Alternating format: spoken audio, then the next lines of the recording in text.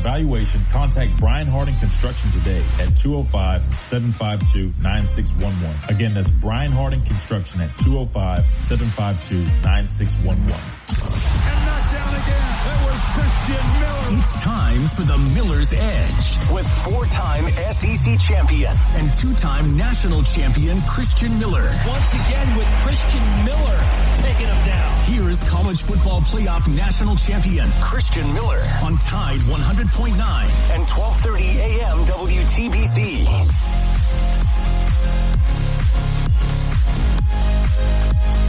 And welcome into this Thursday edition of the Miller's Edge, Tide 100.9, 1230 WTBC. Hope you guys are doing well. Football is back. Practice number 2 of fall camp officially in the books. Looking forward to diving into that today. We'll break it down. It was the first media availability day, at least during practice, for those individual drills. Again, it's really just guys kind of getting loose for practice, going through some bag work, doing some technique stuff, fundamental work. You guys know the drill, but it's still fun, right? It's still cool. We can pull up those clips. We'll discuss kind of what we're seeing, maybe kind of what we can pull away from those things. And we'll be gearing up to hear from some players and coaches here in probably about 20 minutes or so. I know today is an offensive day, meaning that we will hear from offensive coordinator Ryan Grubb, something I'm really looking forward to doing. I don't think we've heard from Ryan Grubb in quite some time. There was a quick little snippet read during the offseason where I think they caught him at a quarterback club type meeting, something like that, and they asked him a couple questions. Outside of that, we haven't really heard from the man that was calling the plays last year, a guy that had a lot of high expectations coming into the season last football season and didn't quite live up to those expectations. In fact, there was some disappointing moments for sure, right? Some things that people want to see addressed. So I'm very curious to hear him address, right? Now, I guess technically the spring, right? We've heard from him since last season, but now it's fall camp, right? They're gearing up for this upcoming year. And of course, they've had summer to kind of get to work, do all these things. So we're going to talk about that. We're going to listen to it and break it down and respond to it. We'll hear from Brandon Clear in about 22 minutes or so, get his thoughts on kind of what he's seen so far and heard coming out of practice. Again, day 2 in the books, and Reed, you just mentioned, it's a hot one, right? It's a hot one. I noticed now that they've moved practice back a little bit, which makes it even harder for me to try to sneak up there before the show, right? So the good news is they've got some other stuff where here's the thing. I was just telling Reed this. When they really get pads on and we start to see some true 11 on 11 stuff and maybe a scrimmage or something, even if I got to get my dad to open up and he, start to show off for the first 20 minutes or so, we'll do that. But right now, I'll be honest with you, I think the plan is probably media days on the weekend. We can try to catch that. But all the clips you guys are seeing of the media really being out there, that's what you would see if you were there in person. So, I mean, it's just guys going through those drills. And even if I wanted to hang around a little bit longer, I can't because of the start time of the show. But don't worry, once there are some moments that are worth kind of moving the show schedule around, if you get what I'm saying, get my dad to jump on here early on, we'll definitely do that in the time being. But for now, we're going to keep talking about what we're seeing, what we're hearing, and we'll discuss all that throughout the show. Hope you guys are ready for it. If you're just tuning in, make sure you guys hit that like button on our streams. Again, we always encourage you guys to check us out on YouTube at The Miller's Edge, on X at The Miller's Edge, at Christian Miller, and of course, Tide 100.9 Facebook page if you guys prefer to watch the show and see our live stream. Again, we'll stream the interviews that pop up today. Again, offensive coaches and players. When I say coaches, probably just Ryan Grubb, if I had to guess. Could be wrong. We'll have to see. But definitely some offensive players. We'll play all that during the show. You can watch that on the show, on the stream, of course, on any of the platforms that you guys prefer. And we'll kind of just put a bow on, I guess, yesterday, right? Some observations, right? Some things that people have been talking about coming out of practice.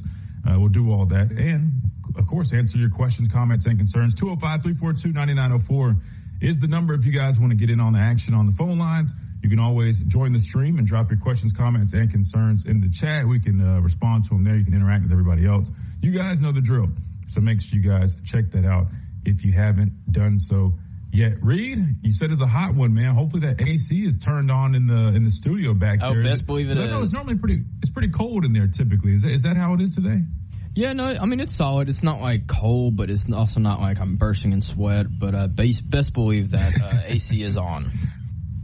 Okay, well, good enough. I'm glad you got that because, I know it's a hot one. Heck, I'm like sitting here like, man, I need to cut this fan on as soon as we hit a timeout. Best believe I'm probably going to jump up and hit this fan here in a second. By the way, I forgot to mention Adam is busy working on a case. Of course, we know he's great at what he does in representing folks, and he's got someone that he's taking care of, right? So we're going to punt to next week with Adam. He's got to take care of some business. That's always more important than talking sports. Of course, we love to do that, but Adam is a world-class lawyer, so he's got to do some work with that. So we won't hear from Adam today, but we will expect him to be back with us next week. Like I mentioned, we'll have Brandon Clear here on the show in about 20 minutes or so. Reed, we talked about yesterday, practice number 1 in the books. Practice number 2, another similar day, right? Just helmets type deal. Guys kind of getting into it. But I'll say this. I'm going to throw on some clips here on the screen, and we'll start breaking it down here in a second. There's a couple little things that stood out just off the jump, right? Getting to see some of these guys that we haven't seen since the spring, man. I know we went over updated weights and where guys are at, but it's a different, it's one thing to see that on paper.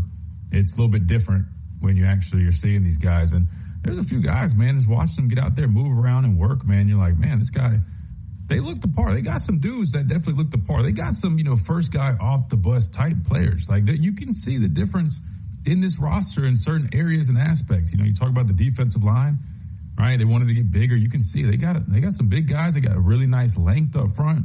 Really eager to see how that ends up translating. Of course, we all expect it to be a very positive thing and be impactful.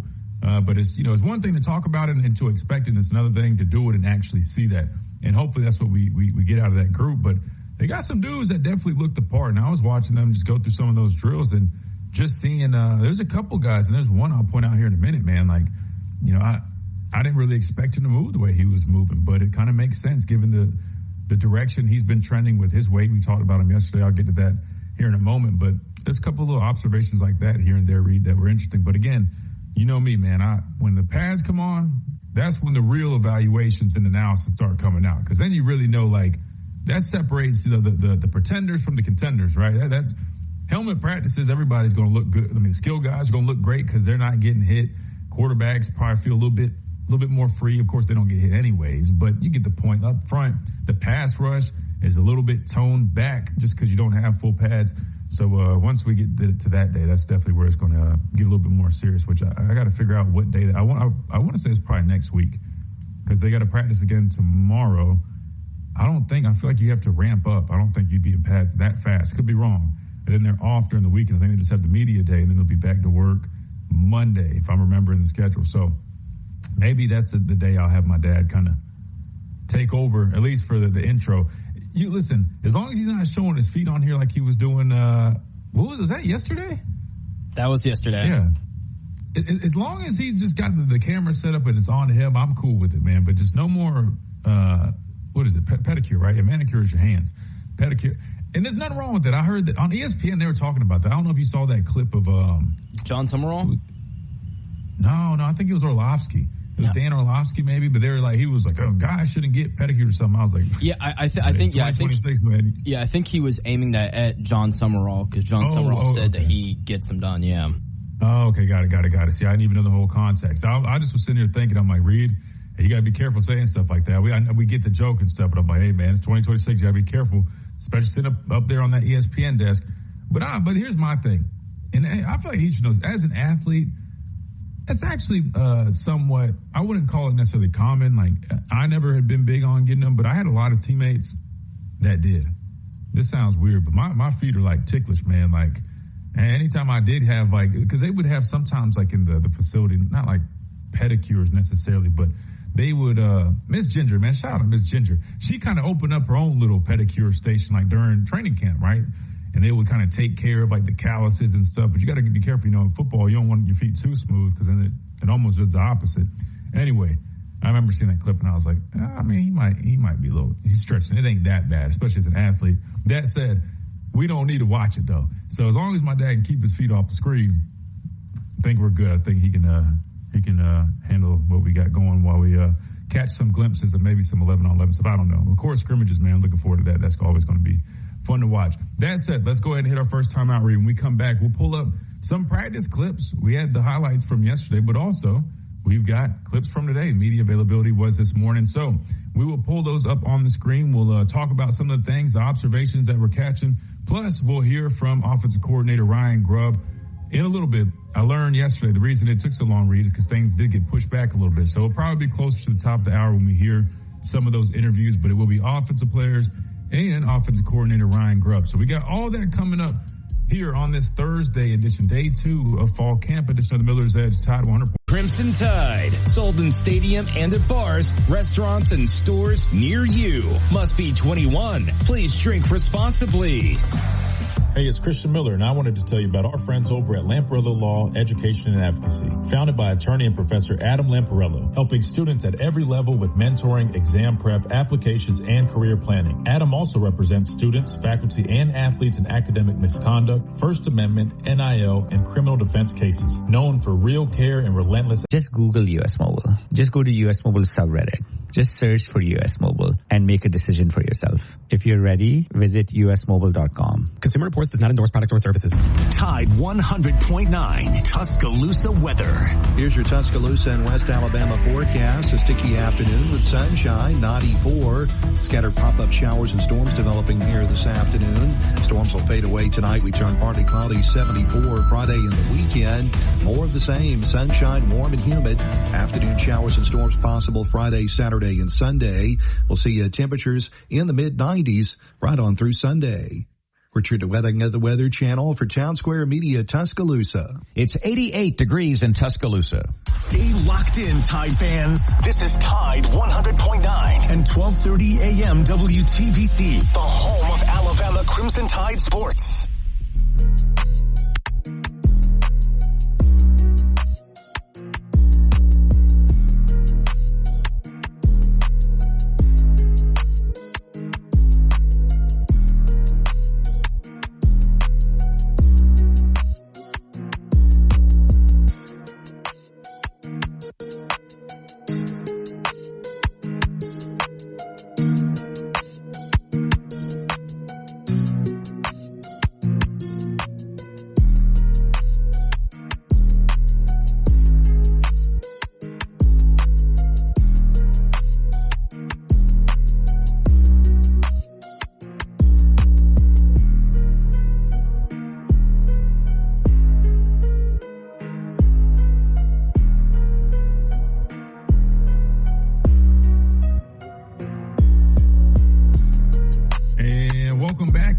Thursday edition of the Miller's Edge, Tide 100.9, 1230 WTBC. We're talking practice number 2, day 2 of fall camp. Guys got after it again this morning. Right now, we got the highlights from practice number 1 on the screen. These did drop after we got off air, so I guess we were kind of backtracking a little bit. Reed, did you get a chance to watch the highlights from yesterday? I guess we got to start there before we jump ahead to day 2, just kind of recap. We talked about practice number 1 yesterday, but anything jump out at you? I know I think Fonzo in the chat had mentioned Marshall Pritchett, stood out to him a little bit. Some of my observations, I see Ryan Williams pop up right now. He looks good, man, in terms of just some of the weight that he's put on since he got here. Remember, he was really young when he got here, but I feel like he's really filled out nice. He's been developing. Some other things, like I talked about in the first segment, the defensive line, you just really notice the added length, right? Just the size difference from what we've seen over the last year or two, right? You see Cedarian Morgan getting some reps right there. Anything really stand out to you from some of these clips so far? We're going to get to practice number 2 and the highlights and clips from that, but just starting with practice number 1 that we have pulled up on the screen. Anybody really jump off the screen to you, maybe, Reed? Nobody really, Christian, and that's not necessarily a bad thing, but more so just taking it all in, that number 1, it's back, right? But also number 2, just seeing a lot of these familiar faces, the new faces, and then once I get familiar with everybody, their new numbers and everything, then I think today I'm going to try to keep a little bit more detail. Yesterday I more so just kind of grazed over it. I was like, oh, okay. See, like right there, Justin Hill, expecting a big year from him, but like nobody really in particular. Mentioning Justin Hill right there, that was who I was going to bring up. He looks explosive, man. He does, and he looks bigger, even though like he was already big. I think he's added a few pounds. But I feel like you can see the maturity in the way he's developing, right? I'm talking about physically, right? I mean, he's always seemed very mature for his age, right?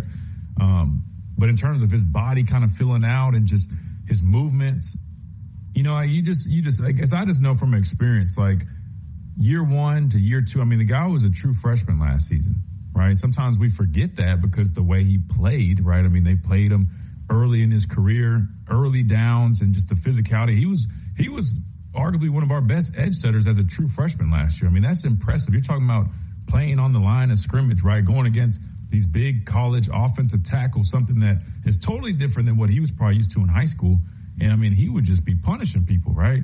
And so just to see him moving the way he's moving, and we've talked about one area that we want to see with him is that pass rush ability, right? That we know he's got all the tools, right? It's just about putting it all together. I just feel like just little stuff like this that we've seen, is the movement. He looks like he's another year ahead. Does that make sense? Like you're like, okay, this guy feels more confident in what he's doing, his movements. He's quicker, more explosive. I think you're right. I think he's due for a big year as well. I mean, I almost think, Reed, that, you know, we keep talking about the pass rush and who's going to step up. I've been saying it. I know people are thinking, okay, you bring Zulu in and he's going to be helpful, no doubt. But I just feel like Justin Hill is going to take that next step that we're expecting him to hopefully take as a rusher. I think he will, Christian, and he's just one of those guys, at least just from his first season last year. I mean, he just, I wouldn't say he goes under the radar, but it's like he kind of just doesn't get the recognition that he deserved. But when I remember, I don't know what game it was, but I remember he had this one, I'm talking huge hit, and I was like, whoa, hold on, who is this guy here? And so I had Georgia in the SEC championship game. I know he had a few nice plays. But I just remember it was a one-on-one tackle, and I'm talking he put shoulder down, he was ready to go, and he woke me up. So I was like, hey, I got to know who this guy is. Yeah. Flipping back to the offensive side of the ball, E.J. Crowell, right? Just talking with some folks, man. Seeing him back healthy, I think. And you heard Coach DeBoer mention it, right? He said that in his press conference yesterday, just having some of those moments where you're like, okay, yeah, this is the guy that we recruited out of high school that we knew is a special player. You didn't get to see much because he was injured during the spring. Now he's out there. He's healthy. Even just from the eye test, I mean, the guy, it's impressive to see a young man like that who's supposed to be a senior in high school look and move the way he does. Of course, there's a lot of hype around him. We're expecting big things. But again, it's another thing to go out there and do that. But just early glimpses, right? You can totally see that this he's going to have some type of impact. How big that impact's going to be his first year, we'll have to see. I mean, there's no denying it. When you have talent like that, and at a position like running back, again, we talked about this, I think it was yesterday. Skill positions, it's easier to get out there and make a contribution earlier, right? And I think he's going to be whoever. I mean, Daniel Hill's probably going to be that lead guy, at least initially, right? I'm sure we'll see a number of A.K. Deere snaps, Kevin Riley, some of the older guys, but there's no denying it, man. E.J. Crow and even Brown. I mean, like I think they've hit on some young talent, Reed, that could definitely probably contribute early on in their career. It's funny you mentioned Trayshawn Brown, because I was just talking to a buddy earlier this morning about him, and because he was asking me, with this run game trying to improve going into this next season, who was someone that, we're not really talking about that could end up being one of those guys. And I think with the room that, kind of with a lot of position groups with this team, though, that it's just so uncertain, right, that just haven't been quite proven yet.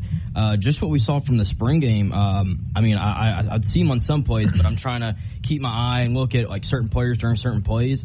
But the one name that I kept hearing over and over was Trayshawn Brown. And so, I think definitely, I think each of them are going to try to find a way to get on the field. And I honestly do think that every running back in that room will get their opportunity. It's more so which guy can be the most consistent, physical, and overall help his team the most.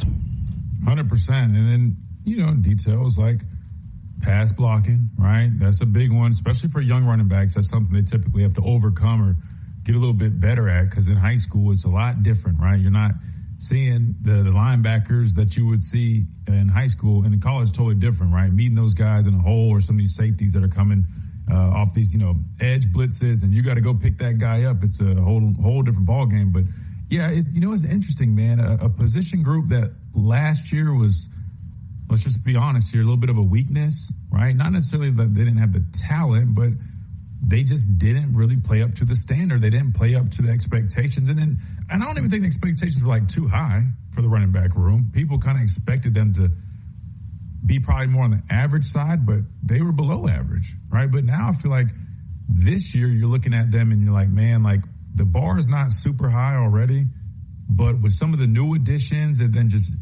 knowing the competition that's going to develop in that room, because we just named, 5 guys that realistically are going to be pushing for snaps. Daniel Hill, right? Kevin Riley, A.K. Deere, like they all are going to be pushing for snaps. And then you just mentioned the 2 young guys that got here. They also have proven, right, that they probably can contribute significantly. So I just think overall, man, this is a young team, but it feels like the competitions that are brewing because of the youth, because of the depth, could end up elevating this team to maybe shock some people. Again, I know this is way too soon. I don't want to sound like we're over here sunshine pumping just because of 2 days of practice.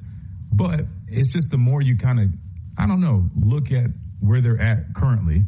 You're hearing from Coach DeBoer sound very confident in the fact that they've seen significant, I don't know if you use the word significant, but the way he sounded talking about the changes and the improvements that they've seen just over the summer months, right? Going from spring, having the summer period to kind of get some, a lot of work in and then hit the field. And it sounds like they've kind of hit the ground running, not where they need to be, but it sounded like they got off to a nice start yesterday. I don't know. I mean, I don't know. I'm starting to kind of buy into what Coach Saban was talking. I know ESPN's not necessarily buying it because they already were saying, I think Paul Feinbaum, listen, they will not stop, Reed. They were going at it, Coach Saban from his Knicks kids thing, just saying, like, I hope Alabama can sneak up on some teams flying under the radar. They're over there, going in on him for saying that. But it never will. It's never going to stop. But I'm not going to lie, I'm kind of picking up what Coach Saban's putting down now. And then I said this other day, it might almost be a blessing in disguise that Alabama's getting they have the lack of expectations and hype going into this season.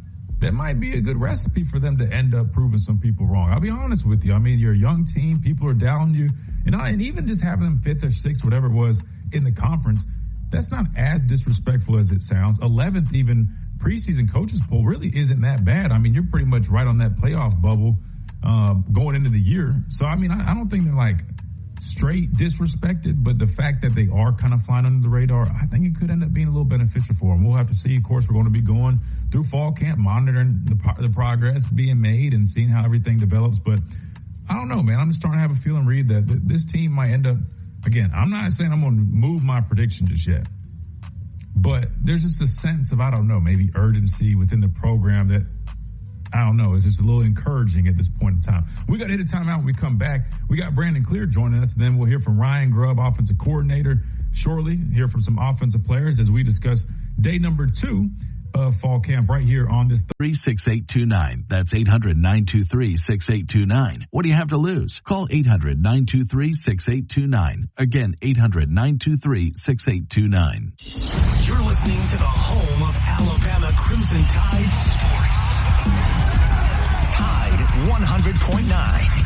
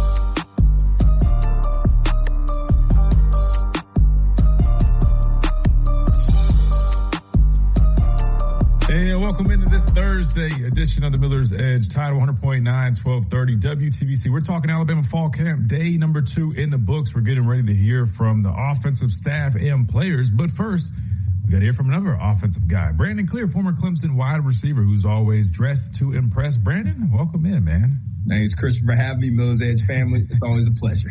Got to dress to impress the fans on this plate, man. They always come up with the great stuff, so I got to show up to impress. Yeah, you did. Burberry tie. So first it was the Burberry shirt. Now the Burberry tie. It ain't slick now. I peeped that. I see it. It's nice too, man. Hey, I appreciate it, sir. Jacket, yeah. I'll be like you one day. I'm getting there day by day, bro. Brother, I think it's the other way around, brother. I'm over here wearing my old little Carolina polo. I got to represent for the home team, though. You know, we got a game tonight, NFL preseason kicking off. I'm excited about that, so that will be fun. But first, we got to talk some Alabama football, right? Fall camp is now officially in progress. Brandon, I mean, you know how camp is, man. It's still the early portions, right? Day 1, day 2, helmets. You're really kind of just getting back in football shape, practice flow. A lot of position type work, fundamental work. You're going to do some team stuff, but again, there's no pads. But today there was a media availability, right? And there's clips that are all over social media. I know they probably just came in over the last hour, and you've probably been a little busy, but have you had a chance to catch some of these clips by chance that have been coming out today or even yesterday's highlights? And if you have, maybe what stood out to you so far? Again, I know it's still early. We can't jump the gun, but just anything that's kind of caught your attention that you said, oh, all right, that dude looks pretty good going through that drill right there. Okay, that's interesting. Anything like that? Yeah, so I caught some of the clips today and also yesterday. And the big piece that I'm kind of noticing is just a different vibe from the team. And I know that you were kind of alluding to it, of seeing where it's not as much fanfare, notoriety coming, people doubting them. It just, you could tell they were just working. And it wasn't rah-rah, none of that stuff, man. And even Kalen DeBoer, his demeanor is exactly what I was expecting. You come in off the season, people are disappointed. He's like, I'm here. I'm locked in on football. He was even answering the questions in a way where you could tell he was just like, let me get over with this so I can get back to just getting back to the basics of what we need to do. You're going to ask me questions. I'm going to answer them to the best of my ability. But he had a little bit of an irritated vibe about him, and I loved it because he's like, you know what I mean? Look, the summertime, man, is one of those people just don't realize it's the thick of it. It's hot. The best part about it was when you didn't necessarily have to wear pads. So, again, I never look too far into the clips because when you don't have pads on, bro, a lot of people look like glorified Olympians. And then all of a sudden they throw them pads on and you just a little different out there, all right? Little dudes ain't running as fast and going across the middle as smoothly as they were before. So, you know, one other thing I was looking at are the receivers, and I wanted to see how Ryan was catching the ball. I wanted to see how the other receivers were looking as far as just fluidity. Got a little bit of that. I saw that Keelan is still operating on a co-starting second-team basis. So it looked like Mac was taking the first reps with the starters, so that's something to call out. And then the offensive line, that was another thing I was looking into. Looked like Clem was working with the guys, and you could tell he's just about business, and he's really making sure the guys have the fundamentals down. So you can tell a lot from clips, and I wanted to see it. And another thing is today they showed some clips of the DBs. I want to see them working more press man drills. I agree with you. Like, the zone is great, but you got these long limb DBs. Let them put them hands on some people. Let me see how it looks. Let them get aggressive. You have some great safeties, guys that communicate. You have some guys that are going to be able to, you know, clean up the mess. Allow them to just get up there, be physical, and see exactly how they do. And so that's what I think Saban was really pushing it. He did it in his own way, respectfully. He wasn't undermining anything Kalen DeBoer, Kane Womack were doing as far as what they want from a scheme perspective. He was just giving a strong advice of saying, you got to get these guys out here and just let them press it. I think that you're going to really do yourself a disservice if you don't allow it. So you got the video playing. That's the one piece of it, man. I want them also to work the drill where you see that hand stab. The biggest thing for DBs, in my personal opinion, they all should be doing boxing, all of them. Because that hand pop, the movements, where you generate your base, all those things, it's in boxing. Keelan was doing boxing over the summer. You're going to notice a change in just how he's actually exploding out of movements. And I box, so I could see it. I saw just watching his footwork, and so I was like, I could tell he's been working with boxing, and he's more centered in his base. His feet aren't as close together. And so same thing goes with DBs. Like, when you shoot that hand, you got to be ready to be able to quickly turn, but you also be able to make sure you're giving power on that jab and you're not just touching it. It used to irritate me. I saw a DB on Saban used to walk them through it. If you saw them pity patting, bro, I was just like, what? This is not real. Damani was doing it last year. And I was like, this is going to bite him. He's practicing bad habits, bro. You shoot that hand. Make sure you're getting in and out. I want to see explosion. So in this movement right here, this is a transition, right? So the guy's over here running, then you just turn inside. Sometimes you might turn and run with them. I want to see exactly how these guys react. Read and react is big in this scheme, but I also want to see how you do with your physicality and also transitioning into when a guy is able to get off the line. How are you adjusting and how are you making sure that you still got a body on them? Body, then eyes, right? The biggest thing that you can do as a DB. You know, you mentioned some of that technique, and sometimes you're kind of like, man, they're not really working it.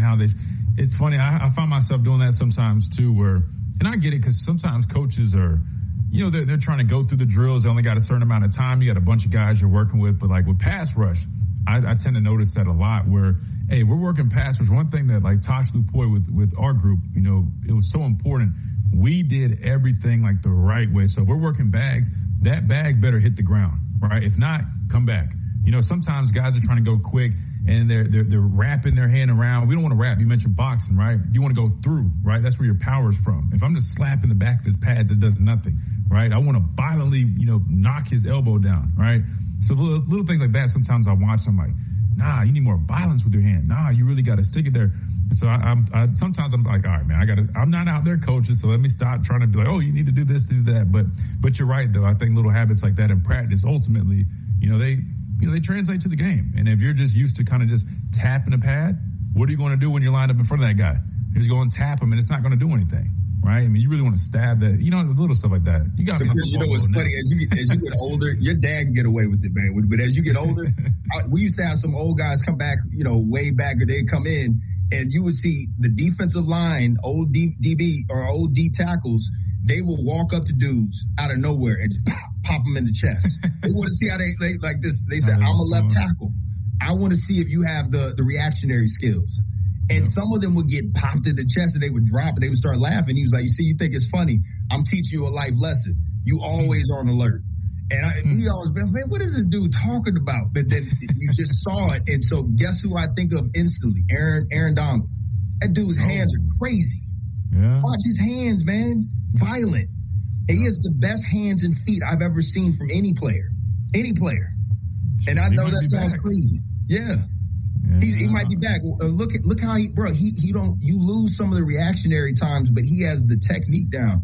Bro, those hands and feet have to be violent. So how you just mentioned it and say, like, when you see like the little, I'm just going to kind of wrap my hand when you're tired. Bro, that is so important. When you're tired, that's when it has to be perfect. And you come back and you do it again, Christian. Like, I know it's not like you being out there because you have credibility and you played the position, bro. You played in the league. Those guys, it really behooves them to be able to listen to you and say, hey, I'm seeing this on tape, bro. I'm not trying to judge you. You got to make sure you're going 1,000 miles an hour, but you're doing it right. Don't just go through the motions. Do it correct. And because that's going to be the separation from those guys being average, but even getting to the league where you have to be perfect in all reps unless you're just an ungodly talent that has just the ability to make up for it. But eventually you get exposed because you lose a step and your technique is not there. People, them tackles, bro, Trent is going to put his hands on you and nothing you can do about it. Oh, no. Yeah, that's the Hall of Fame left tackle. Yeah, trust me, I played against him, yeah. Oh, man. Yeah, man. Yeah, you know, listen, when he was with Redskins, or Commanders, right? Yeah, they had him and Big Moses. Yeah, so you talking about a left and right tackle that literally have the Thanos hands, bro. I was like, brother, and then we called like a bear front or something. I said, oh no, man. I'm like, I have no business down here, man. Like, keep me on the edge, brother. I have no business sliding down here. I was like 225, 230. No, I was like 230. But I was like, yeah, I had dropped a little bit just throughout the season. I was like, no. I was like, you had to drop on the ground. Everybody take me out of here quick. Oh, well, listen, low man wins, but I just tried to clog it up because it was like we were like low red or goal line type deal. So that's why, but I was like, buddy, y'all need to, we need to pay attention to what we're calling here because I'm in the game. Okay, let's pay attention to the personnel we got. Hey, let's hit a quick timeout, Brandon. You got a few more minutes. We come back to keep talking. All right, cool. Yeah. All right, we come back. We got Brandon Clear still on with us. We're talking fall camp day number 2. We got the clips rolling in from practice this morning. We'll talk about some key observations, some things that are sticking out that we're noticing. And of the Crimson Tide, sold in stadium and at bars, restaurants, and stores near you. Must be 21. Please drink responsibly. Coming up on The Game with Ryan Fowler. Coming up on the Thursday edition of The Game, we're going to talk to Rodney Orr, TiderInsider.com. We'll get the latest from Alabama's practice number 2. Chris Hummer stops by. He's going to make a quarterback prediction around the University of Alabama. We'll talk about that. Trevor Maddich swings by, talk some offensive line with us, all starting at 2 p.m. on The Game with Ryan Fowler on Tide 100.9, 1230 WTBC, your home of Alabama Crimson Tide Sports. The longest running sports talk show in Tuscaloosa. The Game with Ryan Fowler. Weekdays. 36829. That's 800-923-6829. What do you have to lose? Call 800-923-6829. Again, 800-923-6829. Tide 100.9 Tuscaloosa weather. Here's your Tuscaloosa and West Alabama forecast. A sticky afternoon with sunshine, 94. Scattered pop-up showers and storms developing here this afternoon. Storms will fade away tonight. We turn partly cloudy, 74. Friday and the weekend, more of the same. Sunshine, warm and humid. Afternoon showers and storms possible Friday, Saturday, and Sunday. We'll see temperatures in the mid-90s right on through Sunday. Richard DeWetting of the Weather Channel for Town Square Media, Tuscaloosa. It's 91 degrees in Tuscaloosa. Never miss a moment of the action. Download the free Tide 100.9 app today.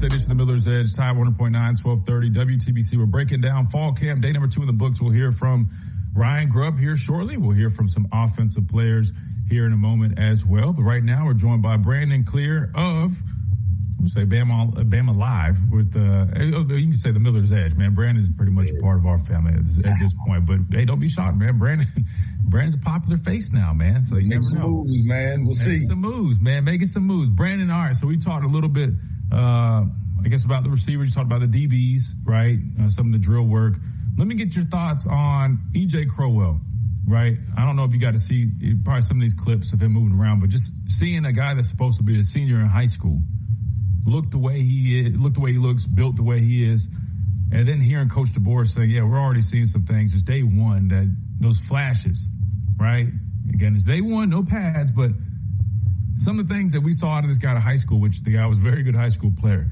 I mean, what does that mean for you, just hearing that this early into training camp from a guy that we didn't get to see much of in the spring and that we're hoping can make those strides quickly because we feel like he could be a little bit of an answer for us at a position of need at that running back spot? Yeah, so it's extremely encouraging. And so, again, not a slight against these other running backs. They just don't have the it factor. And I think a lot of people take that as a criticism. There's just certain guys that just, you put them in any situation, it doesn't matter the down, they just make plays. And so for freshmen, the most difficult aspect of coming in and playing right away, and this is crazy, but more importantly for the running backs, is blocking. I want to see how he holds up when they put these pads on and you get a Caleb Wilson coming downhill in the B gap and you got to pick him up. I want to see, again, it's an aggressiveness that you got to have about you. So if you're aggressive with running and you get all these opportunities, I want to see how you pick up blocks. And so a lot of times when these people talk about the great running backs at Alabama, the one thing that's never talked about is watch how these dudes would pick up blocks. Najee Harris used to blast people. He would step his face in there and he would just crack them. And so when I see that, that's what's been missing. Look, Daniel Hill he seems like a very nice kid. He's big. Bro, I should be seeing bodies hit the floor when he's in there blocking. There should be a fear factor that's there from the linebackers coming in being like, hey, I don't want no parts of this dude. He puts his face mask in your chest. They're not even, they'll send a blitzing safety and they're not even flinching. That's sad, man. And that's not, again, it's not slighting anything that these guys are young and they can grow into it. But really, it's a mindset for blocking. So for Crowell, if he can come in there, and I want to see how he works with picking up, and they have the blocking drills, and they set it up with the linebackers. Is he willing and able to get his hands and face dirty in the face of that linebacker and have a willingness to at least get in the way? And so, look, Jahmyr Gibbs had to work on this. When he was at Georgia Tech, they had a crappy offensive line and quarterback, so there was really not much passing going on. He was the offense. When he got to Alabama, it took him a while. There was a couple of times, man, that's why Jace was in there, because he wasn't doing his blocking scheme. So you just didn't have great technique. He got better. He improved. And now with the Lions, he has improved immensely. So for Crowell, if he happens to hear this, I'm encouraged by you, man. I'm encouraged by all the guys. But you have something that is just a differentiating factor that sticks out. Everyone can see it. They can smell it. It's just something that just puts you apart from the pack. How you stay apart and away from the pack is showing that you just got a tenacity to block that just cannot be coached. And you can get the hand placement right and all those other things, man. But it is different when a dude is barreling down your chest and wants to just knock you over to get to the quarterback.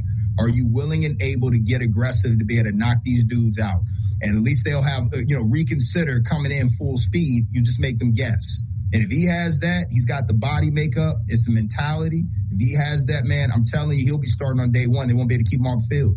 Ooh, day one starter for E.J. Crowell, according to Brandon Clear, potentially. Listen, I mean, I agree 100% with what you just said about him having an it factor that the other guys don't. And it's not, again, not to slight anybody. It's just when we talk about Keelan Russell, who, by the way, had a nice day yesterday. Both guys did some good, right? Both guys had their moments.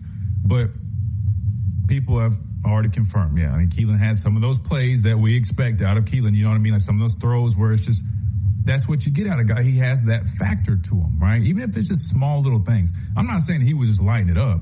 But even if it's just a thrower here or there that you're just like, man, they just have something to them that other guys don't always have or flash. That's what you're describing with E.J. Crowell. That's the expectation, right? I have to see more of him because he didn't really participate in the spring. But we believe he has that. I can't say I have that same confidence some of the other guys in the room. Maybe A.K. Deere can be close to having a little bit to him, right? But Daniel Hill came around. I mean, I think they're good players, right? But in terms of having that it factor, he feels like one of the few guys. Not saying other guys can't step up and be big contributors and really good players, but I agree with you there. Let me ask you about the defensive line real quick, Brandon, because we just had them up on the screen. I'll be honest with you, man. There's some things that have stood out to me. For example, Terrence Green, he's lost some weight. He started like 330. Now he went down to like 319, now like 313. I think it's evident in the way he's moving. He was 99 on those clips where we saw those guys working the bag. Again, they're just working on what we call pirate stunts, or basically just crossing the face of the blocker, right, of the shield in front of him. But just seeing that explosiveness, right, his ability to kind of get skinny, right, redirect upfield. I'm not gonna lie, he was a guy that I didn't really view as a pass rush type of guy, because I mean they brought him in to be a nose technique. He's replacing Tim Keenan. I know he's gonna be bigger, but I'm thinking, okay, a bigger body at nose, probably not going to give you too much, in terms of rushing, unless he's trying to just push the pocket, collapse it from the interior. But the way I just saw him move, Brandon, I'm like, man, you combine some of that movement with that length that he has, and if he can develop, some moves, this defensive, I'm starting to feel a little bit more confident in this defense line, which has a lot of question marks because they're so new. What did you kind of see from that group? Again, we can agree we both played and they've gone through training camp. Way too early to really determine things. But anything else, I mean, even London Simmons, I know he's kind of coming back from, injury operation stuff he had in spring. Seeing him move, I'm like, dang, okay, him, Tompkins. If Terrence Green ends up kind of being what he's starting to kind of, I guess, feel like he can be, that defensive line might be a little bit better than maybe we were anticipating. What do you think, Brendan? I'm right there with you, and I'm going to say something even crazier. I think our run defense is going to be better. I think, look, you had some guys up front last year, twitchy, right? I'm not going to mention them. We already know they left. They're in better places. And so I'm not going to understate or undermine anything that they did to contribute to this team because they did a fantastic job while they were here. But this group right here, you could tell what they were working and moving towards. They wanted more length and size to clog lanes, to make sure they'd be able to create disruptions. And you're going to see it. Tompkins is that one guy, when he first signed, you and I both were like, I don't know, man. I watched this tape. I don't know. He is becoming sneaky in his ascendance to establishing himself as a key contributor. But more importantly, I think he might even make a push for I don't want to put it all out there. I think he might make a push for either first or second team as all SEC. Just off what I'm hearing or what I'm seeing on here, man, we've got the size. He's going to be playing bandit. I think you're going to really see a push for some of these guys that transferred in that we were a little bit iffy about. They're going to be key contributors, and you're going to see the younger guys that were from last year step up. And that defensive line, bro, I think that is the untold story of this summer. That defensive line is going to be a key contributor for this season, and it's going to be a strength, not a weakness. I'm leaning that way, Brandon. I'm not going to lie. I had question marks, still have question marks, but I'm starting to see them kind of take shape, right? And then the work that they put in and seeing them get back on the football field and kind of where they're at right now and how this group is ultimately taking form. I'm encouraged, right? And I'm definitely intrigued. Now, of course, scrimmage time is going to tell me a lot. They look pretty good in the spring. I want to see if they can build off what they did in the spring, and that's going to be important for me. Brandon, last thing I'll say, man, linebacker group, I think they will benefit tremendously if that defensive line ends up being good or at least better than what we're anticipating, given that we got a lot of new guys there. And to me, if you got the secondary on the back end, a defensive line that's much better than you anticipated, it provides a little less pressure on that linebacker group that also has a lot of question marks. And I think that would help this defense kind of just settle a little bit. So I don't know, man. I don't know. Some exciting stuff we're going to be following along. Brandon, we got to hit the top of our break, man. Always a pleasure to have you on here. Looking forward to it next week. And maybe I'll find me a Burberry tie next week to kind of, I don't have one, but I might have to order one real quick. Go ahead and get you a Burberry hat, bro, and stone. Put Miller's edge on it, man. Just let them know it's got a little fedora, a pimp cane and everything. I'm on Ric Flair next time. I'm going to order me a Ric Flair mink or something. You can't beat that one. We know you got a Rolex. We know you got. Don't try to hide it. No. I invest in real estate. Okay. When people talk like that, people just know they got some money hiding in the corner somewhere. And there's usually a gold-plated Rolex. They ain't got diamonds on it. So, look, he lying. Don't let him fool you. I don't see it. I don't know. Yeah, fourth rounders, man. Fourth round pick. Just remember that. Anytime he tries to play it off, he's got money. Brandon, I appreciate you, my guy. Always a pleasure, man. Always a pleasure. Y'all take care.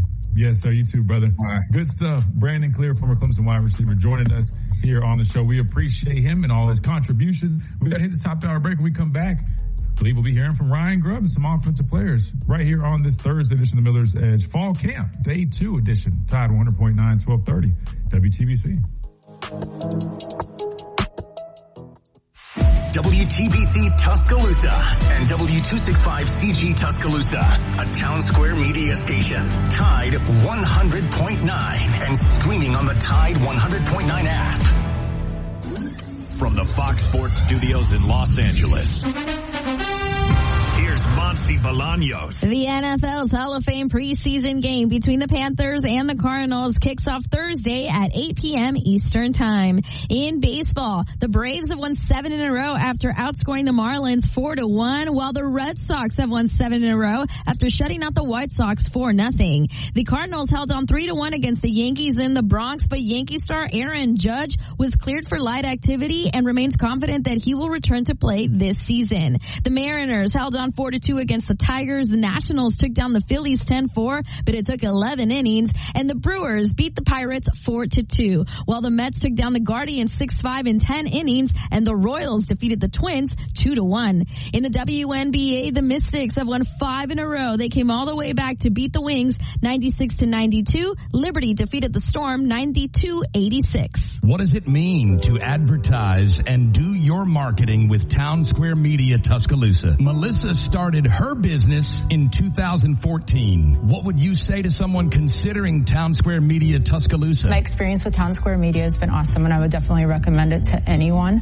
I think that this is the first time in my marketing experience that I've been able to see my return on investment. I would definitely say in the past that has not been the case. In this, I like knowing that that's 100%. A lot of the marketing we've done has been radio.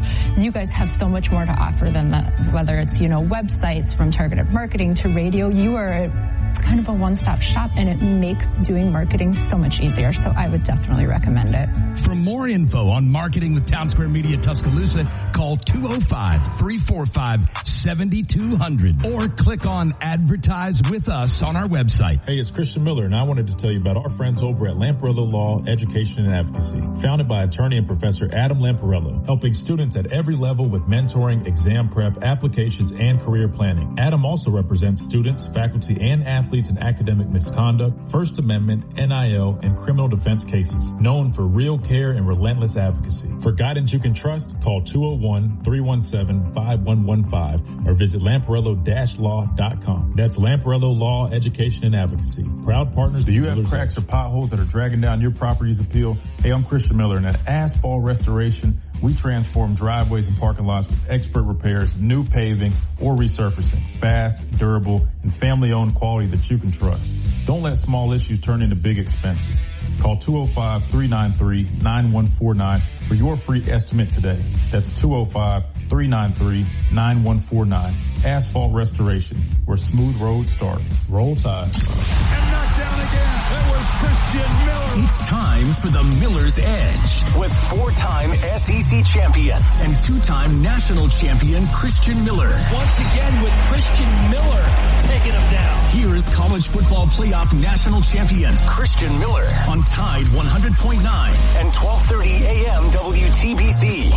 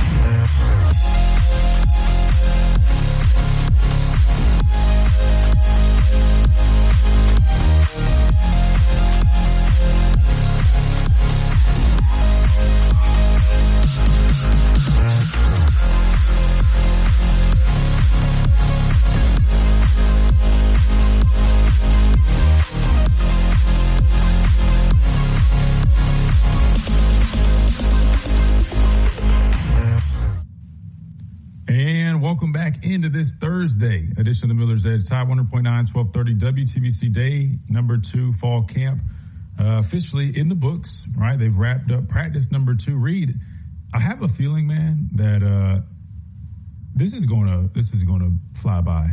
Like, I have a feeling that it's going to be game day before we know. I mean, they've already had 2 practices now, right? Because remember, they practice in the morning, so they've literally already practiced twice during fall camp, and I think there's only like 18 total. Now remember, they'll have like the weekends off. They have an interesting schedule. It's like Saturday, Sunday, they get off. Them dudes are lucky. Now granted, I'm pretty sure that they still have curfews and stuff like that, but I wonder if they got to all be in the dorms, man. I hope so, man. Listen, they already got all these perks and benefits, Reed. They better be in the dorms like we always had to be. That would be, now granted, the guys that lived off campus, you get to move out like a week and a half, 2 weeks into camp because school is starting back up. I wonder about that, man. If they're not in the dorms, Reed, I'm going to be mad. I was going to say, yeah, is someone trying to say they got it easy? I would say that if they weren't in the dorms. Someone said StreamYard is spinning. What does that mean? I don't know what that means. Is the stream acting funny? Hopefully it's not. I'll try to work on that here in a second. We got to keep rolling, though. We're in the middle of a segment. So radio side is good. So worst case, you guys can always jump over to radio. But I don't know. Something does seem a little off. But anyway, all right, that said, let's keep on rolling. We need to see if these interviews are posted just yet. They should be any minute now. We'll get to them here at some point. I know we got plenty of, I think a couple people have mentioned that they're having some stuff. I don't know. It might be the streams. If you guys know how technology works, sorry if there's some tech stuff. We'll make sure we get it. We'll make sure we get it fixed. Let's see. JM says football is a pretty simple game, especially when it comes to running the ball. Hat on the hat, put your hands in the right spot. And you're right. That's why, you got to just develop physicality, toughness. And if you're, whatever scheme you're running, gap scheme, zone, whatever the case may be, man, call the play, line up, hat on the hat, execute, right? Be physical, finish. And then your back's got to make something happen. We've talked about it, but they have to make something happen, Reed. You just go watch. Listen, I want to be clear. Kawan Lacey is going to be a top draft pick. I mean, he's a special player. But, when you just, watch guys like that can create, right? Of course, I'm sure that their offensive line was performing and executing a little bit better than ours was. But there's so many times where it might not even really be there for him. But his ability to create, right, those cuts, the vision to see the cutbacks, the timing, we just didn't really have that. And that's what Brandon was talking about. It feels like E.J. Crowell is one of at least the few guys in that room that you look at and you say, he can create. When things aren't really all the way there, or it might just look like it should be a marginal gain, he's going to find a way to turn that 3 or 4 yard gain into a 15, 20 yard explosive pop, right? We need that, especially when you're talking about an offensive line that just is still trying to figure things out. When you combine a running back room that can't create with an offensive line that's not physical or executing, that is a disaster, and that's what we saw last year. So. And Christian, I was going to ask you, I would think this kind of same position battle would apply for both the quarterbacks and the running backs, right? That I really don't feel like a certain guy is penciled in yet, right? Yes, some guys might have a good, first day of camp, right? But let's just say a week goes by and, week 2, and some guys are overlapping others, right? Would you say that the running back room, really it's kind of anybody's kind of, I guess, position to take? That's a good question. Of course we know Daniel Hill is of course we know Daniel Hill and Kevin Riley are up top. I just didn't know if those other guys could just instantly kind of top them. Yeah, no. Listen, I agree with you. I do feel like it is kind of up for grabs, right? Part of me is kind of there's a little bit of a pecking order probably with Daniel Hill returning, right? I mean, A.K. Deere, guy that didn't see a bunch of last year, but in his own right was a highly recruited guy. We know he's got potential. He's been making strides. A lot of people have been impressed kind of with his progression.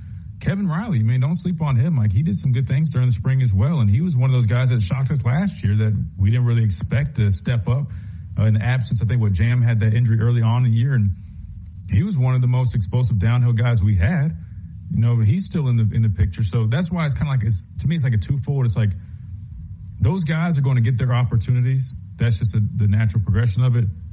But none of them have truly solidified themselves or have, in my eyes, really earned the right to say, I am set. You see what I'm saying? I think they're going to get the initial nod or initial opportunities because of seniority and pecking order things. But I don't think those positions are those, I guess, the order of that room is set by any means. Yeah. I don't think they care. Was it Oregon that had 2 freshman running backs last year? I think it was them. Or some young guys. At the end of the day, man, if you can ball, you can ball.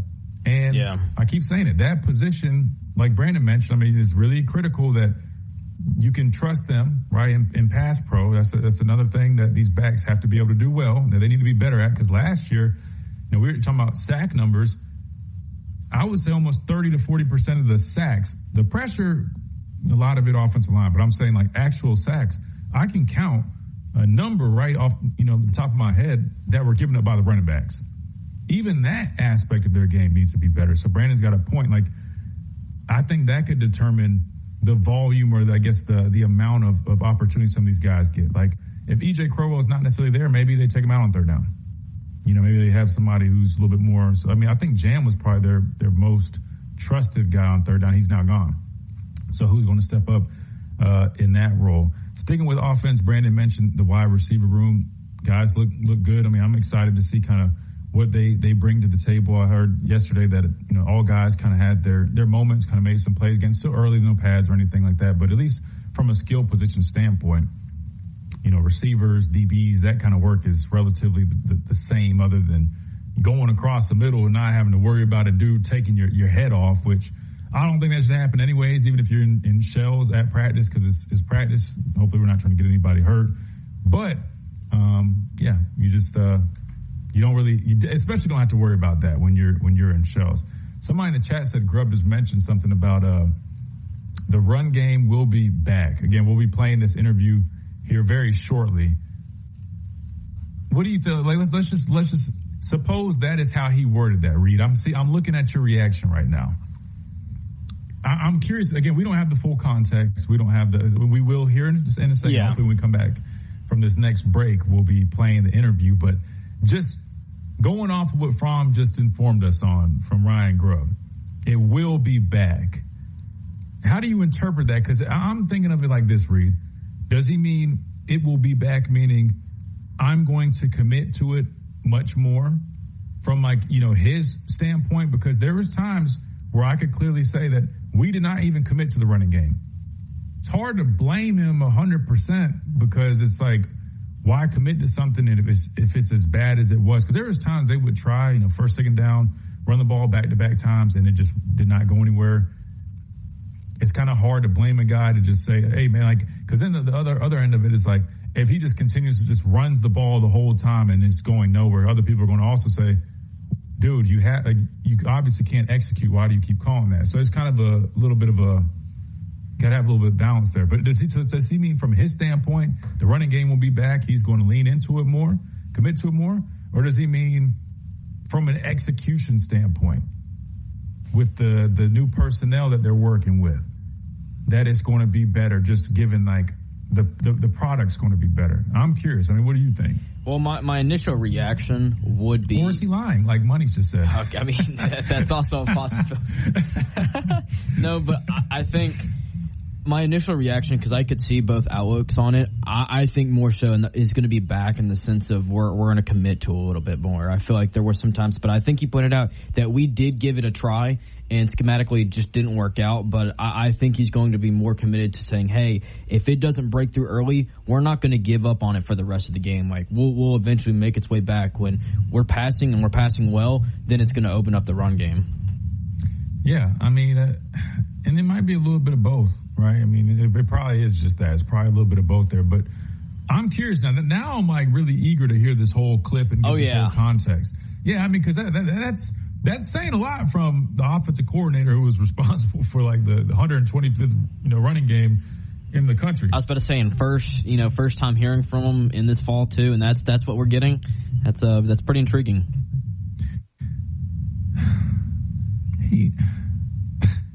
How do I say this? I feel like he has a way of really he's a little risky when it comes to speaking to the media. I get what you're saying. Here's what I mean.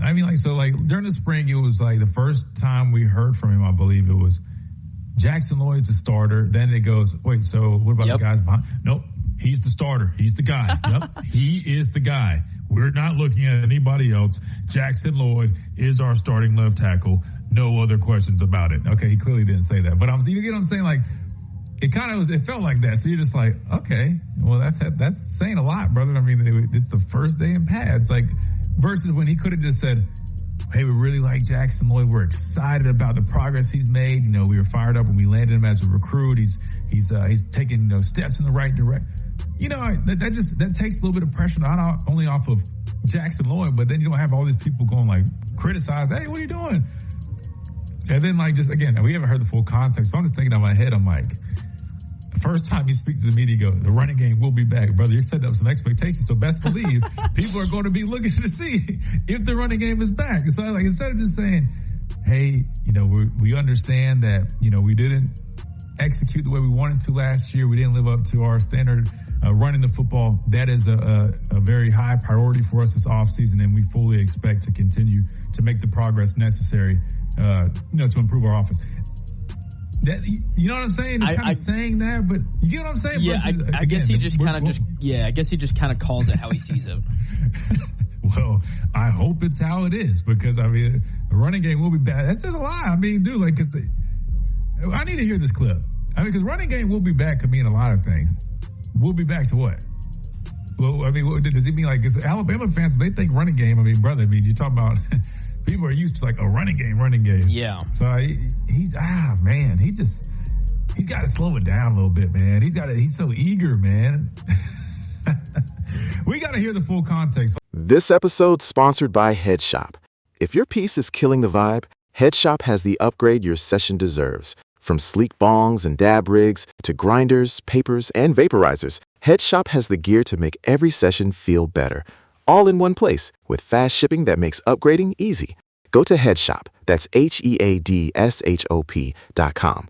Spend $100 or more for free shipping and get the setup you'll actually be proud to put on the table. At Headshop.com, your setup stops looking basic and starts looking like yours. Headshop, HEADSHOP.com. Get Well Chiropractic, the only third-generation chiropractor with over 28 years experience in Tuscaloosa. Call Tidwell Chiropractic at 752-7503. Do you have cracks or potholes that are dragging down your property's appeal? Hey, I'm Christian Miller, and at Asphalt Restoration, we transform driveways and parking lots with expert repairs, new paving, or resurfacing. Fast, durable, and family-owned quality that you can trust. Don't let small issues turn into big expenses. Call 205-393. Stephen Mezrano, Alabama Injury Lawyers. Mez wins. From our home base in Birmingham, Alabama, we are here treating patients from every generation across the United States and from around the world. We're here for the rookies and the dreamers trying to make a name for themselves. We're here for the achievers who are resilient and won't take no for an answer. We're here for the coaches, athletic trainers, and mentors of the Crimson Tide, sold in stadium and at bars, restaurants, and stores near you. Must be 21. Please drink responsibly. Hey, it's Christian Miller, and I wanted to tell you about our friends over at Lamparello Law, Education and Advocacy. Founded by attorney and Professor Adam Lamparello, helping students at every level with mentoring, exam prep, applications, and career planning. Adam also represents students, faculty, and athletes in academic misconduct, First Amendment, NIL, and criminal defense cases. Known for real care and relentless. Sale of the year. Save 25% on the new Comfort Next Luxe for a limited time. Only at a Sleep Number store or sleepnumber.com.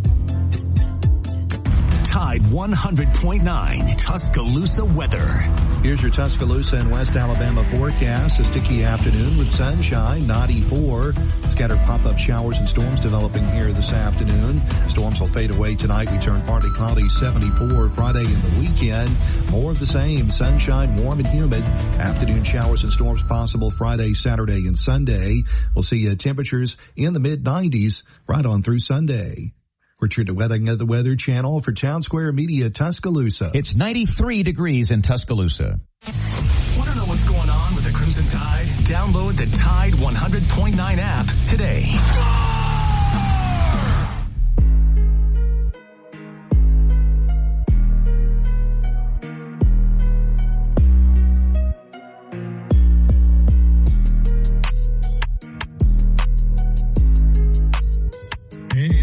Into this Thursday edition of the Miller's Edge, Tide 100.9, 1230 WTBC. We've got it fresh, hot, and ready. Nah, not so much. I guess it's kind of been sitting out a little bit. This probably finished up 30 minutes or so, but we're now getting to the press conference of Ryan Grubb. This is courtesy of Bama Online on their YouTube channel.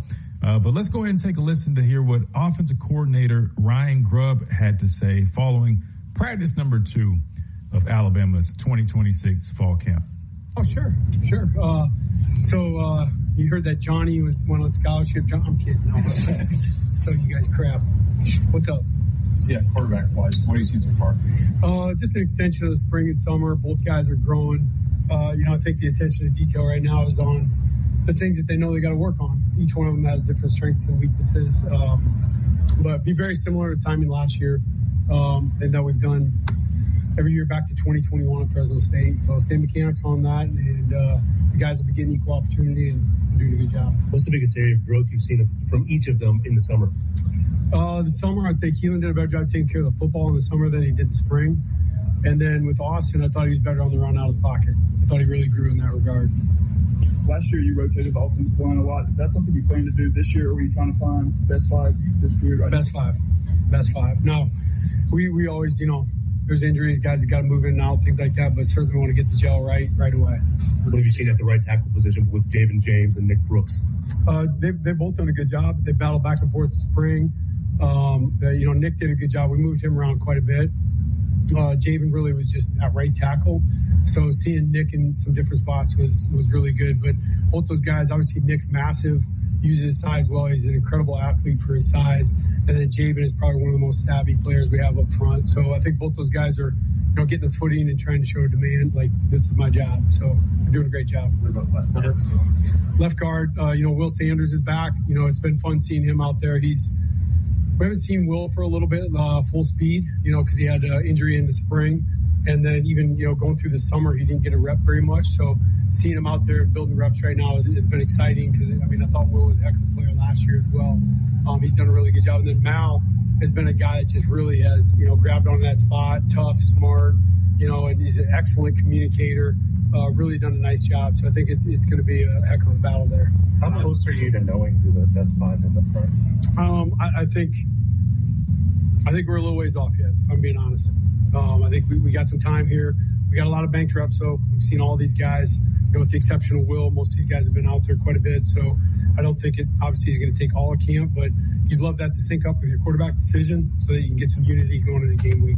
How much more valuable is experience here in this program versus transfer experience from another college? What do you mean? The guys that have played here, you're saying? Right. Oh, I think anybody that has experience year 1 to year 2 at Alabama, myself included, is you're just going to be a step ahead. You come here and you know the expectations, you know what it feels like. And honestly, you get a little more excited, in my opinion. So I think those are the guys that are leading all the people and helping them understand how special this place is. Last year, we heard a lot about execution and communication in the running game. What have you looked at from a coaching standpoint, from schematics and sequencing that can improve the running game? Simplify and do your best stuff. Don't get inch deep and mile wide. Do what you're good at and be great at it. And Coach Clem has done an excellent job with, helping build that.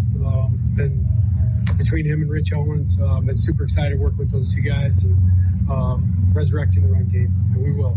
What's the criteria for winning the third wide receiver spot? What's the criteria for winning the It's a good question. I think that, you're still looking at the guy that's going to make the most plays, but part of that is understanding there's more than just catching the football. And the good part for us is I think we got 5 to 6 guys, especially when Noah gets back, that we can move around a lot of different spots. And it's always been one of the things that I think makes this receiving core special, and we've used it in other places, that guys line up all over the place. Ryan, on the outside, Ryan in the slot, just moving these guys around. So I think one of the pieces is obviously having good command of the offense. Those are the guys that are easy to plug in almost anywhere. Ryan, what have you seen from an Adrian Clem kind of practice? Like, what kind of demeanor does he get? Yeah, I think the biggest thing about Clem is, that when you're looking at a position coach, you're like, does this guy got command? And is he a master teacher? And when I hear Clem at practice, it's always coaching points. Even if he's upset, not upset, it doesn't really matter. There's a coaching point. There's a process going on. That's what has always impressed me. There's an immediate answer. There's a solution. And the guys know what that is. They can move on quickly. How did Josh Ford impact the blocking with the tight end room? Awesome. Ford's been great, man. His mindset, demeanor, how he works. I just think he's a big guy, right? You're talking about 6'5.5", 270 plus pounds, and he's just a force in the wide position. But the guy that we're excited as well is Danny Lewis. Getting that guy back, you got 2 real wides that are, proven blockers, guys that can do it in this league. And then you got Caleb Edwards. You got 3 guys that are long-levered players that are going to be impact players in tight end room. Given Lewis's injury history, what is the expectation for him? Just let him play. He's out there. He's cleared. Our medical staff, from Jeff to our doctors have been absolutely amazing. And then, Danny Lewis might be one of the best stories of camp. Just watching him and the resilience that kid has had to be able to come back out and compete at this level has been, it's really inspiring. I mean, for coaches too. What's been your impression of EJ now? EJ's young, super explosive, runs out over his toes, has good balance. He's thick with the ball. He runs physical. He runs bigger than he is. He's got speed in the long end. He's just got to learn the game. He's got to learn how to practice full speed all the time. He's a great kid. You know, he wants to do it. He loves being here. He's an Alabama guy. But he's physical, he's tough, he's got great hands. Sky's the limit for him, but he's got to learn the game, he's got to know how to practice, and he's got a good shot. What do you think of the way the running back room stands right now? What comes to mind? Daniel Hill, you know, is a guy that I think people are going to be really impressed, the transformation that, you know, Daniel's had with his body. He's been a really lean in the 230s, you know, low 230s, even in the high 220s. He runs different. He's got good agility. He's got great command of the offense. He's super intelligent, excellent pass blocker. I think it starts with him. AK's been making a ton of progress. Kevin Riley coming back from a broken jaw has put the weight on. He's explosive with the football in his hand. You know, we talked about EJ and then TB is Brown's made an impact as well. So I think we got a lot of weapons in that room. It's highly competitive. The guys know that every rep counts, and they've been prepping that way. If memory serves, you needed Ty to start after the first scrimmage last year. Do you anticipate needing both scrimmages to make that decision this year? Yeah, I think we probably will. Just younger guys, making sure we got every ounce of data we need. But if it's the first scrimmage, it's the first scrimmage. If we feel good about that after that point, then we'll name that. Obviously, the longer your team can have their starter name, the better off you are. We don't worry about the other team and who they know it is or isn't. We just want to make sure we make the right decision. Is Monday the first day in pads, and how much anticipation is it? No, tomorrow is. Oh, tomorrow is. Tomorrow, yep. What kind of a truth teller is it to get into pads? Oh, yeah. It's always been it's a science versus fiction books, right? I mean, like, we're out there whacking each other around. I'm really proud of how our guys, like, no pads, we practice physical. And we've done a good job on both sides of the football, understanding how to play, you know, with physicality, with no pads on. So I think tomorrow they're going to be popping. You know, I feel there's already been a different energy in this camp, even compared to last year with some veteran guys. I think, you know, you attribute that to a lot of open jobs and competitive young players. One more. You let us know about Jackson Boyd pretty early in the spring. Yeah. Have you seen him kind of embrace that role of being a left tackle and just kind of improve himself physically this offseason too? Jackson's really stoic, you know, to the point where you wonder about, like, what's this guy's confidence level and things like that. And I think that's one of the things that I've seen with Jackson, even in camp so far, is just the confidence is starting to come with his ability. He's a super talented guy, big, physical, you know, crazy athletic. But I think the savvy he's already playing with at the age he's at already is impressive. His communication skills are still getting better, but yeah, he's done a really good job of that. All right. So there you go. That was offensive coordinator Ryan Grubb addressing the media. Post-practice number 2 of fall camp. We got to hit a timeout. When we come back, we'll respond to it. We'd love to get y'all's thoughts, comments, concerns on it, and we'll give ours right here on the Miller's Edge, Tide 100.9, 1230 WTBC. Quick timeout. Don't go anywhere. We come back. We respond to Ryan Grubb's press conference, plus hear from some offensive players, including Daniel Hill. When we come back, don't go anywhere. Hey, it's Christian Miller, and I wanted to tell you about our friends over at Lamparello Law, Education and Advocacy. Founded by attorney and Professor Adam Lamparello, helping students at every level with mentoring, exam prep, applications, and career planning. Adam also represents students, faculty, and athletes in academic misconduct, First Amendment, NIL, and criminal defense cases. Known for real care and relentless advocacy. Just best quality to our customers. So we just look at it as, hey, basically, we're your kitchen. You're just coming to eat in your kitchen. Taco Casa, under the biggest cactus in town. From our home base in Birmingham, Alabama, we are here treating patients from every generation across the United States and from around the world. We're here for the rookies and the dreamers, trying to make a name for themselves. We are here for the achievers, who are resilient and won't take no for an answer. We're here for the coaches, athletic trainers, and mentors who are 9340 or visit skilledtradesofwestalabama.com to apply. Skilled Trades of West Alabama. Learn a trade, build a career. Must be 19 to 32 for day trade school. What does it mean to advertise and do your marketing with Town Square Media Tuscaloosa? Melissa started her business in 2014. What would you say to someone considering Town Square Media Tuscaloosa? My experience with Town Square Media has been awesome, and I would definitely recommend it to anyone.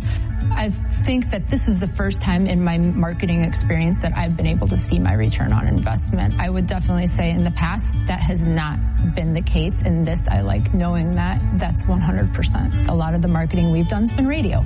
You guys have so much more to offer than that, whether it's, websites from targeted marketing to radio. You are kind of a one-stop shop, and it makes doing marketing so much easier. So I would definitely recommend it. For more info on marketing with Town Square Media Tuscaloosa, call 205-345-7200 or click on Advertise with Us on our website. Alabama fans are all over the world, and we are too. Download the Tide 100.9 app right now in the App Store and Google Play, and take the Crimson Tide everywhere you go.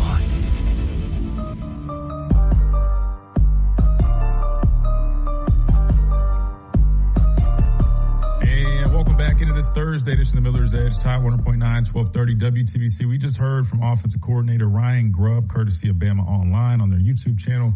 And number of takeaways, I would say, Reed. I feel like there's a number of things that we can take away from what Ryan Grubb had to say. Here are a couple of things that stood out to me. I know Smitty just mentioned the question about Adrian Clem. A lot of people curious kind of how that's going so far, right? I mean, we knew that Coach Cap in that time came to an end earlier in the spring, and they hired Adrian Clem. And I didn't have any experience with Adrian Clem or know him personally, but by speaking with some of my former teammates that did, it sounds like everything they told me is living up to be true, right? That he's a great teacher, a great developer, right?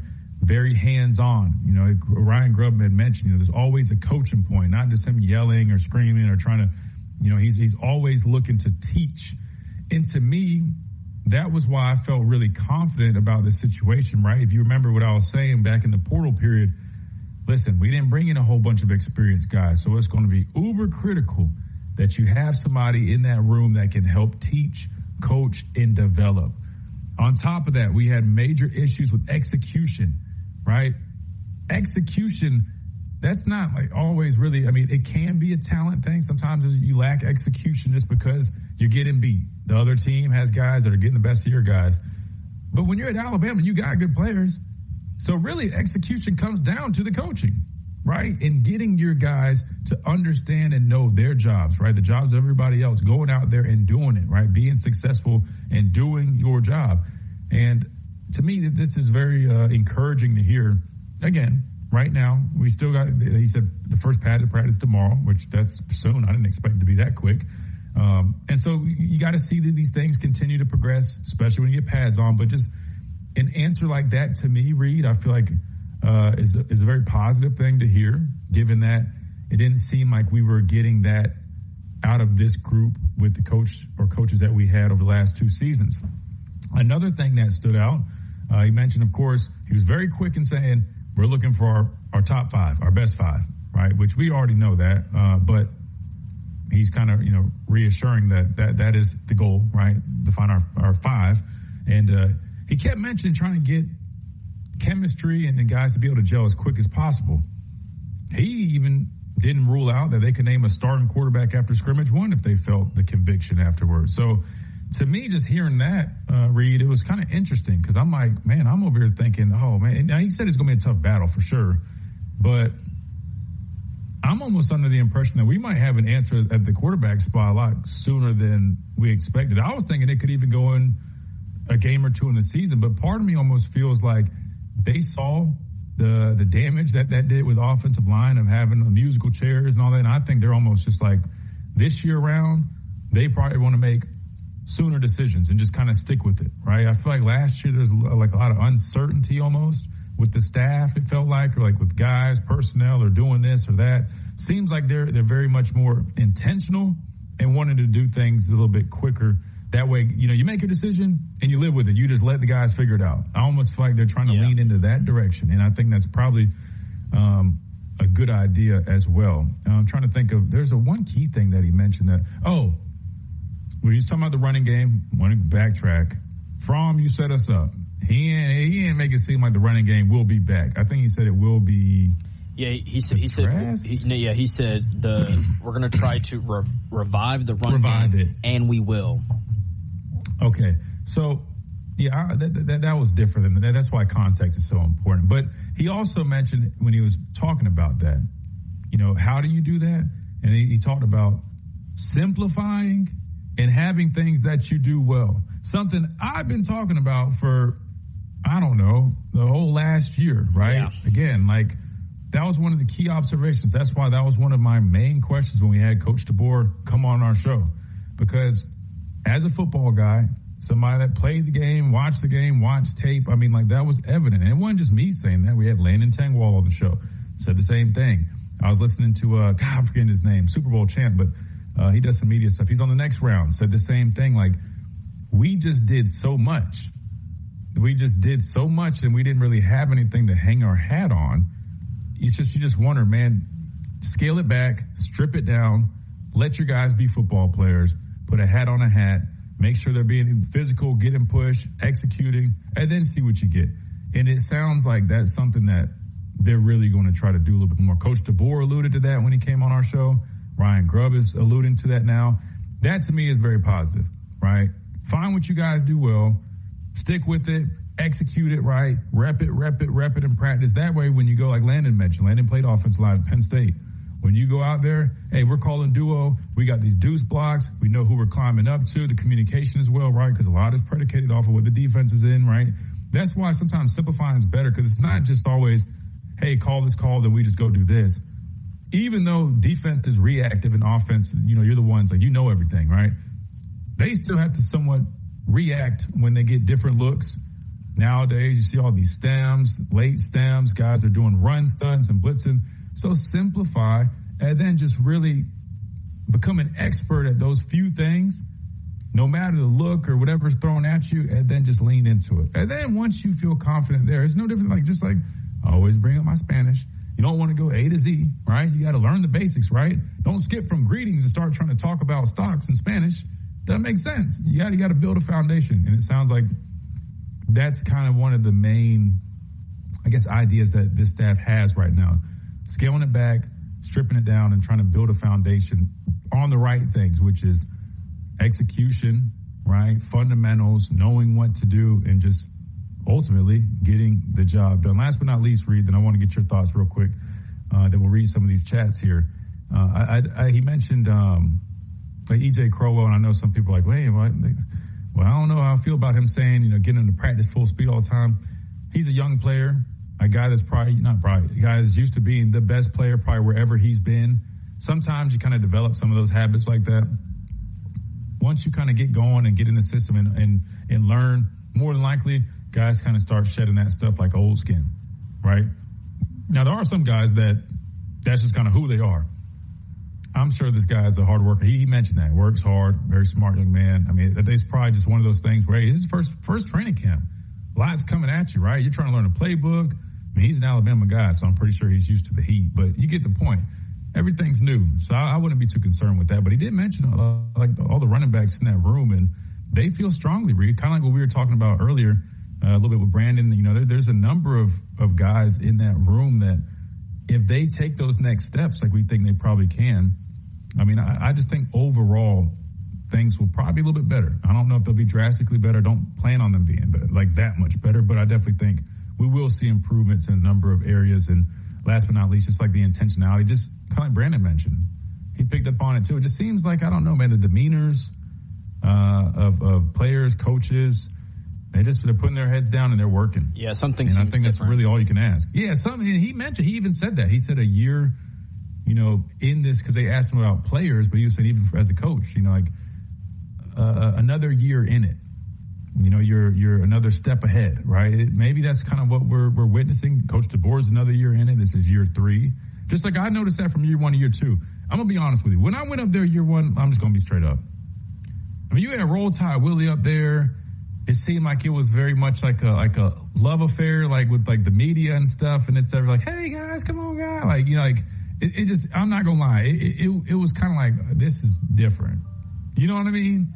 And I think it's just because it was a transition. And then from, you know, year 1 to year 2, I sensed last year, I'm like, okay, the staff feels a lot more kind of rooted in like what they want to do. It doesn't seem like they're trying to like navigate and figure things out and like, oh, should we do this? And then I feel like we're sensing that a little bit more going into year 3, which I think is natural and is probably expected, which I think should be, I guess, a positive, right? Because it just feels like people are a little bit more comfortable, confident in kind of what is expected, what they're doing, what needs to be done. And hopefully we see that translate. I was supposed to give you an opportunity. We got a minute or two. Reed, I mean, what stood out to you? No, real quick. It pretty much was, I guess, 3 things. One of them you kind of touched on regarding E.J. Crowell. I mean, he's supposed to be a senior in high school. So playing around the high school level, being the best player on his team, I think it's kind of natural in that aspect that, you know, he's not used to that full speed. So I think that's a habit that he'll easily break and that he will end up breaking out into. And then I think kind of you touched on it a little bit about the quarterback battle. Now, he did say that it might take him 2 scrimmages, but as early as 1, right? And I mean, I would already assume this, right? But he said also the set offensive line will take a little bit longer. So I do believe that once a starter at quarterback is named, then, you know, however long afterwards, then we will know our starting 5 on the offensive line. I do not think the offensive line will be set and then the starter. You know, the other thing I was thinking too is, I don't know why, but I don't know. Maybe I'm reading into it too much. He mentioned like the quarterbacks kind of over the summer. He said Keelan, you know, did a better job kind of cutting down on some of the turnovers. Austin Mack did a better job rolling out, right, and making plays on the run. I don't know why, man, but like just like little things. I mean, he kind of started off mentioning Keelan. I mean, I noticed that. No, it wasn't just you. I noticed that as well. And listen, I just talk radio, so we're having fun here, right? This is why we do stuff like this. Of course, when we got film to break down, we're serious X and O's. But sometimes you got to kind of really like read between. He mentioned Keelan first, and then like when he, to me, the fact that he's like, I don't know how to explain this. For some reason, the fact that they're talking about making that decision early like that, if they feel a conviction, I feel like that leans in Keelan's favor. Maybe I'm reading too much into it. And I think it's just kind of like we've heard so much just about Keelan, and then you're making it seem like if that one guy just outplays the other. I feel like so far it's just been like Keelan kind of, not saying Mac has done bad. I think Mac has done a lot of good. But you see what I'm saying? Like, but I don't hear as much of like Mac really outshining him. It's always more so like Mac did good. But then when we hear from Keelan, it's like, oh, Keelan either did good, might have struggled, but he it just has that sense. Does that make sense? I don't know. Maybe I'm not explaining that well. Yeah, I kind of get what you're putting up. I don't know. Maybe it's just me, but I don't know. We got to hit a timeout. We come back. We keep on rolling right here on this Thursday edition. We'll hear from Daniel Hill right here, Tide 100.9, 1230, WTBC.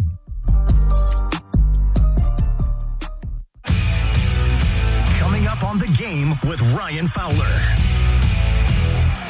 Coming up on the Thursday edition of The Game, we're going to talk to Rodney Orr, TiderInsider.com. We'll get the latest from Alabama's practice number 2. Chris Hummer stops by. He's going to make a quarterback prediction around the University of Alabama. We'll talk about that. Trevor Maddich swings by, talk some offensive line with us, all starting at 2 p.m. on The Game with Ryan Fowler on Tide 100.9, 1230 WTBC, your home of Alabama Crimson Tide Sports. The longest running sports talk show in Tuscaloosa. The Game with Ryan Fowler. Weekdays from 2 to 6 A Tuscaloosa Chrysler Jeep Dodge Ram. Find adventure, power, and performance today at Tuscaloosa Jeep Dodge Ram. Hey, it's Christian Miller, and I wanted to tell you about our friends over at Lamparello Law, Education and Advocacy. Founded by attorney and Professor Adam Lamparello, helping students at every level with mentoring, exam prep, applications, and career planning. Adam also represents students, faculty, and athletes in academic misconduct, First Amendment, NIL, and criminal defense cases. Known for real care and relentless advocacy. The Crimson Tide, sold in stadium and at bars, restaurants, and stores near you. Must be 21. Please drink responsibly.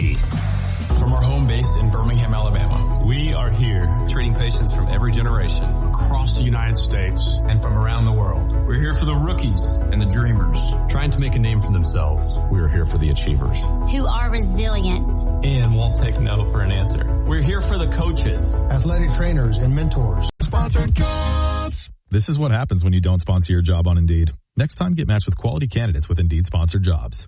Visit Indeed.com/hire now and sponsor your job today. Hey, it's Christian Miller, and I want to tell you about our great friends over at Brian Harding Construction. Located in the heart of Tuscaloosa, Brian Harding Construction is woman-owned and strong as steel, a specialty manufacturing firm with expertise in structural steel fabrication, ASME code piping and vessels, CNC machine work, welding, laser cutting, pipe fitting, industrial maintenance, and crane rentals. With a proven track record of over 30-plus years of experience, no one is better fit for the job. For an evaluation, contact Brian Harding Construction today at 205-752-9611. Again, that's Brian Harding Construction at 205-752-9611. Tide 100.9 Tuscaloosa weather. Here's your Tuscaloosa and West Alabama forecast. A sticky afternoon with sunshine, 94. Scattered pop-up showers and storms developing here this afternoon. Storms will fade away tonight. Return partly cloudy, 74. Friday and the weekend, more of the same. Sunshine, warm and humid. Afternoon showers and storms possible Friday, Saturday, and Sunday. We'll see temperatures in the mid-90s right on through Sunday.